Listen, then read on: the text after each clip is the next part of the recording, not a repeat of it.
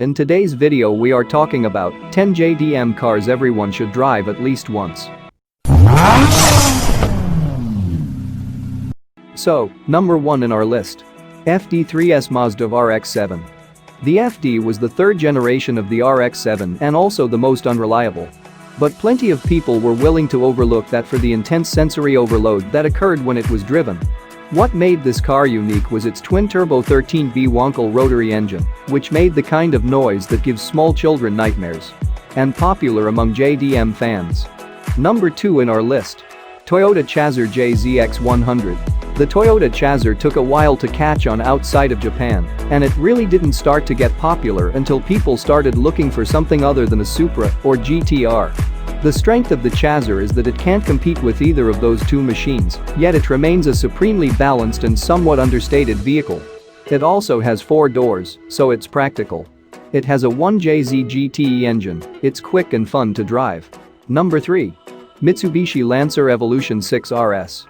Like the Mazda RX-7, the Evo 6 was part of a lineup that was extremely well received due to its biblical traction, its 2-liter turbocharged 4-cylinder engine, and ability to participate in never-ending internet arguments with WRX owners.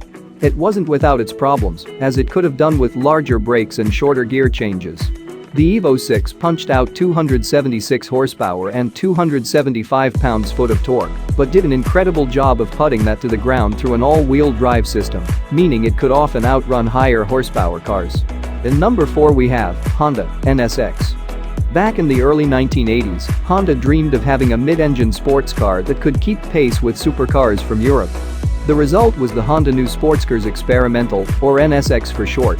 After making some chassis and suspension changes at the request of Ayrton Senna, the NSX was released. It was the first car to receive the high-performance application of tech, and total power output was around 270 horsepower. Number 5. Toyota MR2. The MR2 started life as a fun, economical coupe that was fused together with off-the-shelf Toyota spare parts. However, unlike today, back in the 80s and 90s, Toyota knew how to make a good-looking car that was fun to drive, and even more importantly, it was affordable. The engine loved to rev, it was ultra-responsive, and the transmission was precise. Toyota eventually added a supercharger and then a turbocharger to subsequent models, and the MR2 would oversteer through corners for days. Number 6 in our list. Toyota Supra Mark IV JZA80. Let's put all the hype of the new Toyota Supra aside and discuss how the Mark IV became a legend.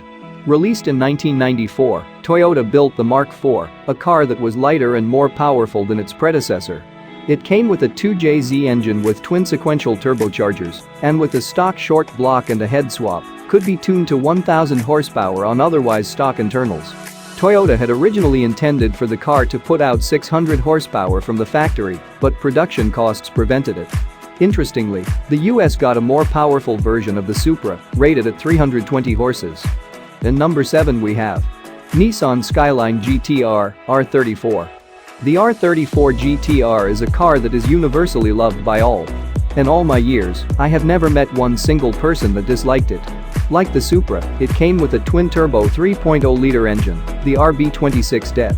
Power output was down, claimed by Nissan to be 276 horses, but that has since proven to be a gross underestimation. With some minor tweaks, 600 horsepower is an easily achievable figure, and the RB engine is still well-mannered enough to drive daily.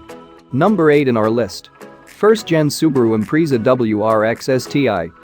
The Impreza WRX is versatile, it has an all-wheel drive system, a 2.5-liter turbocharged engine, and the rally championships to prove its worth. When the WRX was launched, Colin McRae was the Subaru World Rally Team's #1 driver. That year, Subaru won the Constructors' Championship. But Subaru had done something even more important with the WRX, they created an affordable car that was deeply enjoyable to drive. Number 9. Honda S2000 Type S. The Honda S2000 was the last bastion of a fading era, and it was absolutely brilliant. It was a front-engined, rear-wheel drive car powered by a banshee of a motor that was equally at home on mountain roads as a racetrack. The JDM and USA models were basically identical aside from a different ECU map because of the different octane fuel in each respective country. During the last 2 years of production, the Type S was released in Japan, with changes similar to the Club Race Edition available in the States. Last but not the least, number 10, Mitsubishi Lancer Evo X, or 10. The second Evo on our list was the last one ever built and arguably the greatest iteration of a road-going rally car. Despite the controversial styling, it still remained an Evo at heart, with its hardcore acceleration, short gearing, crisp handling, and light as a feather steering. The Evo X is a car that dares you to take corners at speeds you didn't think were possible, just to find your driving edge and constantly see how far you can push it. The version released for the JDM market had a boost in torque due to a titanium aluminide aluminum wheel in the turbocharger. Give us a thumbs up and make sure to hit that subscribe button and press that bell icon so you get notified whenever we post a new video. Share this video with your friends and family. Thanks for watching Carville Universe. See you in the next video.